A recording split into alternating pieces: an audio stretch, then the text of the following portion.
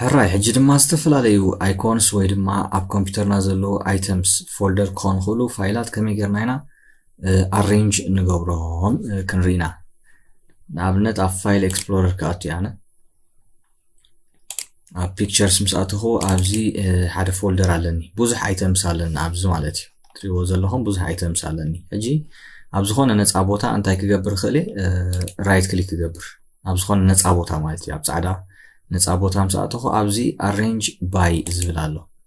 ኣሬንጅ ባይ ፎልደር እንድሕዳ ኢልና ብፎልደር እዩ ዝሰርዖ ኣብዚ ፎልደር ስለ ዘይብልና ስእሊ ጥራይ ዘርእየና ዘሎ። ኣሬንጅ ባይ ማንዝ እንድሕዳ ኢለ ዮ ትሪኦ ኣለኹም ሰፕቴምበር ዝተኣከቡ ፋይልስ ወይ ድማ በቲ ማንዝ ናቶም ኣብዚ ይሰርዓልና ኣሎ ማለት እዩ። ሰፕቴምበር 2019 ፌብሩዋሪ 2014 ንኣብነት ኣብዚ እንድሕር ኣቲኻ ናይ ፌብሩዋሪ 2014 ክሪኤትድ ዝኾኑ ፋይልስ ኣብዚ ጥራይ ይመፁኻ ማለት እዩ። ሕጂ ከምዚ እናገበርካ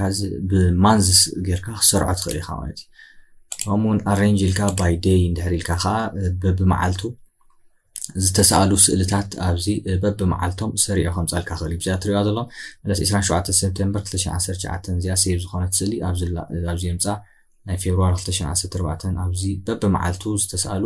ከምዚ እናገበረ ሰሪዑ የምፃልና ማለት እዩ። ከምኡውን ኣብዚ ባይ ሬቲንግ ከዓ ዝብል ኣሎ። ሕጂ እዚ ሬቲንግ ክህልዎ ክእል ኣለዎ እቲ ናታትኩም ስእልታት ማለት እዩ። ንኣብነት እዚኣ ስእሊ እዚኣ ክሊክ ጌር ኣነ ኣብዚ ቪው ኣትየ ኣብዚ ዲቴይልስ ፔን ምስኣተኹ ትሪኦ ኣለኹም ኣብዚ ናይ ሬቲንግ ኣሎ ማለት እዩ። ሕጂ እዚኣ ዝኾነ ሬቲንግ የብሉን ኣብዚ ዘሎ ኣሳል እምበር ኣብዚ እንድሕዳ 3 ኮኸብ 4 ኮኸብ 5 ኮኸብ እንድሕዳ እናሃብኩም ኩሉ ስእልታትኩም ኣሬንጅ ትገብሮ ኮንኩም በቲ ሬቲንግ ናቱ ክሰርዖ ትኽእሉ ኢኹም። እዚ ካልእ ታግ ዝብል ኣለና እዚ እውን ተመሳሳሊ እዩ ማለት እዩ። ነቲ ስእልታት ታግ ክትገብርሉ ትኽእሉ ኢኹም። ንኣብነት ኣብ ኣስመራ ዝተሰኣልኩምዎ ስእሊ ናይ ኣስመራ ኢልኩም እንድሕዳ ፅሒፍኩምሉ ናይ ኣስመራ ስእሊ ኣብ ሓደ ይጥርነፋ ማለት እዩ። ናይ መሰቦ ኣብ ሓደ ትጥርንፍዎን ወይ ካልእ ከምኡ ዓይነት ታግ ድማ ክትጥቀሙ ትኽእሉ ማለት እዩ። ካልእ ኣብዚ ቪው ዝብል ኣለና እዚ ቪው ቅድሚ ሕጂ ተማሂርና ነርና ኢና እቲ ኣይኮን ናይዚ ዝቕይረልና እዩ። ኤክስትራ ላርጅ ኣይኮን እንድሕር ጌርናዮ ዕብይ ዝበለ ኣይኮን ኮይኑ ይመፅእ ስእሊ ብሜዲየም ኣይኮን ሕዳ ጌርናዮ ከዓ ከምዚ ክኒኢሱ መፀካ ከምኡውን ዝኾነ ብሊስት እንድሕር ጌርካ ከዓ ብሊስት ተሰሪዑ ክመፀልኩም ክእል እዩ ማለት እዩ። ኣብ ፃዕዳ ቦታ ኢኹም ራይት ክሊክ ትገብሩ ከምዚ እናገበርኩም ኩሉ እዚ ክሰርሕዎ ትኽእሉ ኢኹም ማለት እዩ። ካልእ ኣብዚ ሶርት ትብል ኣላትና እዚኣ ሶርት ትብል ዘላ ከዓ ባይ ኔም ኣብዚ ሰዓት ሕጂ ኣሰንዲንግ ዲሰንዲንግ ኣለኩም። ሕጂ ባይ ኔም ድሕዳ ሰሪዕናዮ መጀመርታት ቁፅርታት ተምፅኦላ ድሓር ቁፅርታት ዘለዎ ምስ ወድአ እንታይ ዝገብር ብኤቢሲዲ ይኸይድ ማለት እዩ። ተረዲኩም ሕጂ ኤ ዝብል የለና ኣብዚ ቢ ኣሎ ዲ ኤፍ ጂ ኤች ኣይ ኤል ገለና በለ ከምዚ ብኤቢሲዲ ሶርት ይገብረልካ ማለት እዩ። ሕጂ ዘድ እዚ ውድ እንድሕር ኣለኩም ኮይኑ ኣብ መወዳእታ መፅእ ማለት እዩ። እንድሕዳ ብዲሰንዲንግ እንድሕዳ ጌርኩም እዚኣ ከዓኒ ይገላበጥ ማለት እዩ። እቶም ብዘድ ዝጅምሩ ብላዕሊ ክመፁ እዮም ዘድ ዋይ ቪ ቲ ገለና በለ ከምዚ ኢሉ ናብ ኤ ብታሕቲ ክመፀኩም ወይ ድማ ቁፅርታትን ካልእ ሲምቦል ዘለዎም ብታሕቲ ይመፁ ማለት እዩ። እዚኣ ሶርት ባይ ድማ ኣሬንጅ መግበሪት እያ። ካልእ ዲሰንዲንግ ሕጂ ኣሰንዲንግ መሪፅና ኣለና ኣሰንዲንግ መሪፀ ለሰይ ብዴይት እንድሕዳ ጌረ ከዓኒ በቲ ዕለቱ ዝተሰኣለሉ ናይቲ ስእሊ ወይ ድማ እዚ ክሬት ዝኾነሉ እቲ ፋይል ብኡ ከዓ ሰሪዑ ከዓ የምፃለይ ማለት እዩ። ሕጂ እዛ ሶርት ባይ ትብል ዘላ መስርዒት እያ ማለት እዩ። ነዚ ፋይላትና ብሳይዝ እንድሕር ዳ ሰሪዕኹሞ ከዓኒ ካብቲ ዝነኣሰ ናብቲ ዝዓበየ ሳይዝ ዘለዎ ከዓ ከምዚ ገይሩ ክሰርዓልኩም ይኽእል እዩ ማለት እዩ። ሕጂ እዚአን ክትጥቀሙለን ትኽእሉ ኢኹም። ካልእ ኣብዚ ግሩፕ ከዓ ክትገብርዎ ትኽእሉ ኢኹም። ግሩፕ ባይ ኔም እንድሕር ዳ ኢልና ንኣብነት ትሪኦ ኣለኹም ካብ ብቁፅርታት ዝጅምሩ ኩሎም ኣብዚኣ ግሩፕ ገይርዎም ኣሎ ማለት እዩ። ንታሕቲ እንድሕር ዳ ከይድኩም ሪኦ ካብ ኤ ክሳብ ኤች ዝጅምር ኣሽማቶም ሪኦ ቢ ብዲ ዝጅምር ብኤፍ ዝጅምር ጂ ብኤች ዝጅምር እዚኣቶም ኣስማቶም እቲ ናቶም ፋይል ኔም ብኤ ክሳብ ኤች ዝጅምሩ ኣብ ሓደ ግሩፕ ገይርዎም ኣሎ። ካብ ኣይ ክሳብ ፒ ዝጅምሩ ከዓ ኣብ ሓደ ግሩፕ ገይርልኩም ኣሎ። ካብ ኪው ክሳብ ዘድ ዝጅምሩ ከዓ ኣብ ሓደ ላይን ገይርልኩም ኣሎ ማለት እዩ። ሕጂ እዚኣ ግሩፕ ባይ ትብል ዘላ ከዓኒ ንከምኡ ትጠቕመና ማለት እዩ። ባይ ኔም እንድሕር ጌርካ ወይ ብዴይት እውን ክትገብሮ ትኽእል ኢኻ ከምዚ ጌርካ ሎንግ ታይም ኤጎስ ሰኣሉ ኢሉ ኣብ ሓደ ጠርኒፉ ምፂልና ኣሎ እዚ ኮይኑ በብናታቶም ሰሪዑ ከምፃልኩም ማለት ሕጂ ከምዚ እናገበርኩም ብሳይዝ ሪኦ ካብ 100 ኪሎባይት ክሳብ 1 ሜጋባይት ሳይዝ ዘለዎም ኣብ ሓደ ጠርኒፉልኩም ኣሎ ካብ 10 ክሳብ 100 ኪሎባይት ዘለዎም ኣብ ሓደ ይጥርንፎም ማለት እዩ እዛ ግሩፕ ባይ ትብል ድማ ንከምዚኣ ትጠቕመና ኣነ ሕጂ ናን ክገብሮ እየ ብዙሕ ስለ ዘይጥቀመሉ ማለት እዩ ብተመሳሳሊ ኣብዚ ዴስክቶፕና ዘሎ ኣይኮንስ እውን ከምኡ ጌርና ኣብዚ ክንሰርዖም ንኽእል ኢና ትሪኦ ኣለኹም ኣብዚኣ ቪው ምስ በልኩ ሕጂ ላርጅ ኣይኮን ድሕዳ ደሊኻ ላርጅ ኣይኮን ከምዚ ጌርካ ክትቅይሮ ትኽእል ኢኻ ሜዲየም ኣይኮን ክትገብሮ ትኽእል ኢኻ ኣብዚ ኸ ስሞል ኣይኮን ካ ክትገብሮ ትኽእል ኢኻ ማለት እዩ ሕጂ እዚ ኸ ከም ምርጫኹም ኣብዚ ክትገብሩ ትኽእሉ ኢኹም ካልእ ኣብዚ ኣውቶ ኣሬንጅ ኣይኮንስ ዝብል ኣሎ እዚ ኣውቶ ኣሬንጅ ቲክ እንድሕር ጌርኩማ ባዕሉ ኣሬንጅ ክገብረልኩም እዩ ማለት እዩ ተዘይ ኮይኑ እዚኣ እንድሕዳ ኣንቲክ ጌርኩማ ግን ዝኾነ እንድሕዳ ኣብዚ ቀሚጥኩማ ኣው እዩ ዝኸውን ትሪኦ ኣለኹም እቲ ኣይኮንስ ፋሕፋሕ ከተብሎ ትኽእል ኢኻ ማለት እዩ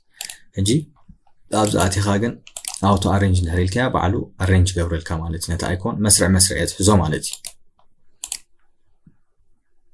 ኣብዚ እውን ተመሳሳሊ ኣላይን ኣይኮንስ ቱ ግሪድ እንድሕር ኢልካያ ብግሪድ መልክዕ ሰራሓልካ ኣብዚ ሾው ዴስክቶፕ ኣይኮንስ ትብል ኣላ እዚኣ እንድሕዳ ቲክ ኣላ ኮይና እቲ ዴስክቶፕኩም ዘሎ ኣይኮንስ ኩሉ ይርአ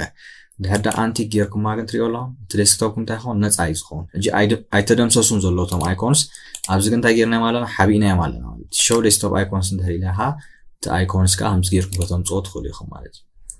ካልእ ኣብዚ ሶርት ባይ ከዓ ዝብል ኣለና ልክዕ ከምዚ ክንሪኦ ፀናሕና ፎልደር ከዓ ሶርት ባይ ኔም እንድሕር ዳ ኢላ እዚ ብሽም ይስራዕ ማለት ቲ ዝጅምሩ ከምዚ እናገበረ ትሪኦ ኣለኹም ሰሪዑ የምፃልካ ማለት እዩ ነቲ ኣስማት ከምኡ ብሳይዝ እንድሕዳ ክሰርዖም ደሊኻ ከዓ በብሳይዞም ክሰርዖም ትኽእል ኢኻ ነቶም ኣይኮንስ በትናታቶም ታይፕ ክሰርዖም ትኽእል ኢኻ ብዴት ሞዲፋይድ ዝኾኑሉ ኻ ክሰርዖም ትኽእል ኢኻ ማለት እዩ ሕጂ ከምዚ እናገበርካ ከዓ ትጥቀመሉ ትኽእል ኢኻ ካልእ ኣብዚ ሪፍሬሽ ክትገብርዎ ትኽእሉ ኢኹም ኮምፒውተርኩም ድሕዳ ከምዚ ፍዝዝ ፍዝዝ ዝብል ኣላ ኮይና ሪፍሬሽ ትገብርዋ ኦኬ ሶ ዝኾነ ኣይተም ኣብ ኮምፒውተርና ዘሎ ከምዚኣ ጌርና ኢና ኣሬንጅ ንገብሮ ማለት እዩ ሕራይ ቀፂልና ድማ ብዛዕባ ከመይ ጌርና ኢና በዚ ናይ ላፕቶፕና ካሜራ ተጠቂምና በዛ ካሜራ ኣፕ ስእልን ክንቀድሕን ንኽእል ኣብዚኣ ስታርት ኢልና ምስኣተና ኣብዚኣ ትሪእዋ ዘለኹም ካሜራ ትብል ሓንቲ ኣፕ ኣላ ነዛ ካሜራ እንድሕዳ ወሊዕኹማ ላፕቶፕ እንድሕዳ ጥቀሙ ኣለኹም በታ ዌብካም እናትኩም ጌርኩም ደረቕ ስእልን ኣብዚ ዘለኩም ናይ ደረቕ ስእሊ ኣብዚ ከኣሎ ናይ ቪድዮ ማለት እዩ ሕጂ ንኣብነት ደረቕ ስእሊ እንድሕዳ ትወስዱ ደሊኹም ኣብዚኣ ክሊክ ጌርኩም ደረቕ ስእሊ ወሲድ እንተላ ተንቀሳቐሲ ስእሊ ቪድዮ እንድሕዳ ደሊኹም ከዓኒ ኣብዚኣ ክሊክ ትገብርዋ እሞ ኣብዚ ክትቀድሑ ከዓ ትኽእሉ ኢኹም ማለት እዩ ሕጂ ታብለት ትጥቀሙ እንድሕር ኣለኹም ኮንኩም በቲ ናታ ካሜራ ክትጥቀሙ ትኽእሉ ኢኹም ላፕቶፕ እንድሕር ኣለኩም ከዓ በቲ ዌብ ክትመልኡ ትኽእሉ ኢኹም ማለት ጀርዳ ትገብር ፖዝ ክገብራ እንድሕር ደልዩ ፖዝ ብላ መሊሰ ክጀምራ እንድሕር ደሊኻ በዚ ጀምራ ማለት እዩ ደው ኮፒ ተጠወብሎ ካልእ ኣብዚ እንታይ ኣለና ታይመር ከዓ ኣለና ኣብዚ ስእሊ ክንውሳድኩም ሲ ክሳዕ ትዳለዉ ቁርብ ግዜ ክስታይ ይገብረልና ማለት 2 ሰከንድ ታይመር ይፅበየና ማለት እዩ ኣብዚኣ እንድሕር ኣቲና ከዓኒ ኤክስፖዠር ትብላላ ናይቲ ስእሊ ንፃረ ናይ ብርሃን እንድሕዳ ክትውስኽሉ ደሊኹም ክተውድልዎ እንድሕዳ ደሊኹም ከምዚ ጌርኩም ከዓ ክትሰርሑ ትኽእልኩም ማለት እዩ ከምዚ ጌርና ምስ ሰኣልና ሕጂ 2 ታይመር ጌራ ስእሊ ትወስደልና ማለት እዩ ረቪው ኣላትኩም ትሪእዎ እቲ ናይ ካሜራ ሮል ተዘይ ኮይኑ ድማኒ ኣብዚኣ ፋይል ኤክስፕሎረር ምስኣተኹም ኣብዚኣ ፒክቸርስ ትብል ኣላ ምናምሽ ኣብ ፒክቸርስ ምስኣተና ኣብዚ ካሜራ ሮል ዝብል ሓንቲ ፎልደር ኣላ ማለት እዩ ነታ ፎልደር ትኸፍትዋ እቲ ድሰኣልኩሞ ስእሊ ድማ ኣብዚ ክመፅእ ማለት እዩ ቪድዮ እንድሕር ኮይኑ እቲ ቪድዮ ኣሎ ስእሊ እንድሕር ኮይኑ ከዓ ስእሊ ኣለና ማለት እዩ ሕጂ ተን ዝሰራሕናየን ኣብዚ ክንሪአን ከዓ ንኽእል ማለት እዩ ስለዚ እዚኣ ጠቃሚት ኣፕሊኬሽን ኣላትና ክንጥቀሙላ ትኽእሉ ኢኹም